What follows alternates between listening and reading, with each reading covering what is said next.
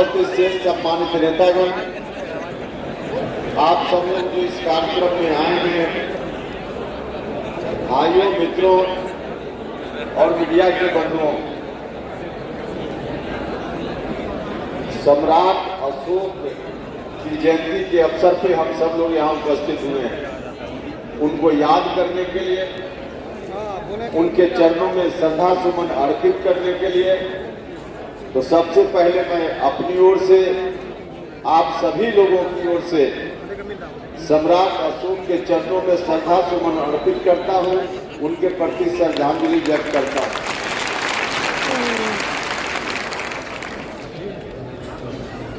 मित्रों,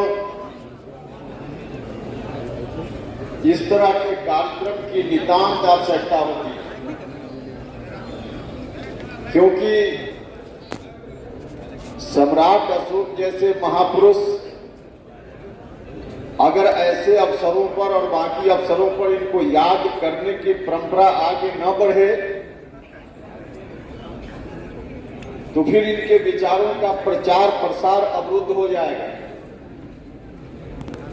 इसलिए इस तरह के कार्यक्रम की आवश्यकता है और इसी बात को ध्यान में रखते हुए हम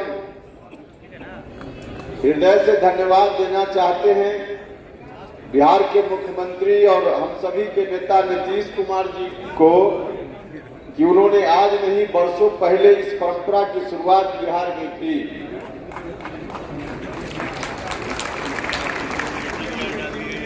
भाइयों और मित्रों,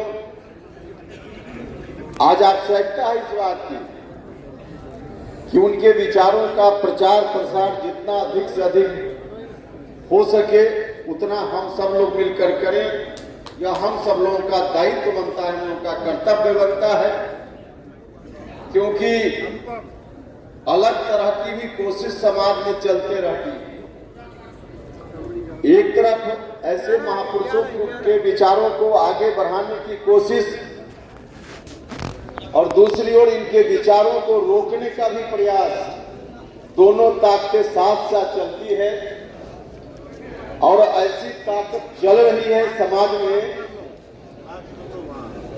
जिससे सम्राट अशोक के विचारों को भी अवरुद्ध किया जाए, उनके इतिहास को भी धूमिल कर दिया जाए, उनकी छवि को भी धूमिल कर दिया जाए, यह प्रयास भी साथ साथ चलता रहता है। भाइयों और मित्रों, ऐसा प्रयास नहीं चलता होता तो कई बार अखबार में हम सुर्खियों में देखते हैं कि कहीं से किसी ने कह दिया कि तिरंगा झंडा की जगह हम कोई और झंडा हिंदुस्तान में लाने का काम करेंगे। यह प्रयास ही उस तरह का नहीं तो और क्या है। कई बार इस तरह की खबर आती है कि कहीं से चक्र निशान हटा दिया गया या हटाने की कोशिश हो रही है। निश्चित रूप से यही प्रयास है जो बीच बीच में रुक रुक कर हम लोगों के बीच खबर के माध्यम से पहुंचते रहता है और उसी प्रयास का एक हिस्सा था। पिछले दिनों हम सब लोगों ने देखा ये कथित साहित्यकार ने किस तरह से सम्राट अशोक के बारे में टिप्पणी की, कितनी अभद्रता के साथ टिप्पणी की गई।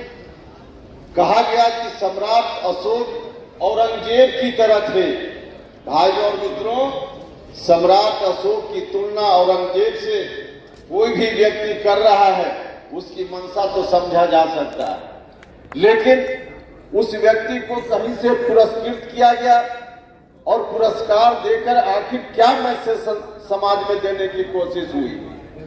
हम सब लोगों ने इसीलिए जब उस समय इस तरह की टिप्पणी आई सम्राट अशोक के बारे में, तो हम इस मंच से अपने राष्ट्रीय अध्यक्ष जी का भी धन्यवाद करना चाहते हैं, जिन्होंने प्रतिकार में पहला हाथ उठाया और हम सब लोगों ने मिलकर प्रतिकार किया।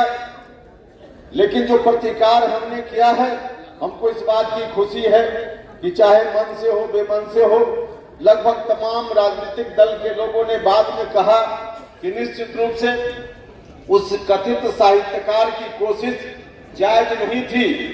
एक पॉलिटिकल पार्टी के साथियों ने तो यहाँ तक कहा कि अक्षम्य अपराध था, अखबार में खबर छपी, अक्षम्य अपराध था, सच में अक्षम्य अपराध है, लेकिन अक्षम्य अपराध है तो उसको सजा देने का काम आखिर कौन करेगा?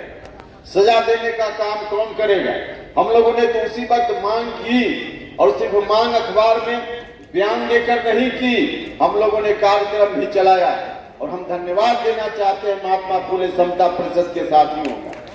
कोरोना का समय था, वैशाली से लेकर पटना कुबराड़ तक एक काफिला निकला, और उस काफिला के हजारों गाड़ियों का काफिला, और उसके माध्यम से भी तमाम इस तरह के प्रयासों के माध्यम से हमने कहा कि उस व्यक्ति को जो पुरस्कार दिया गया है उसको अविलंब वापस लेने का काम होना चाहिए।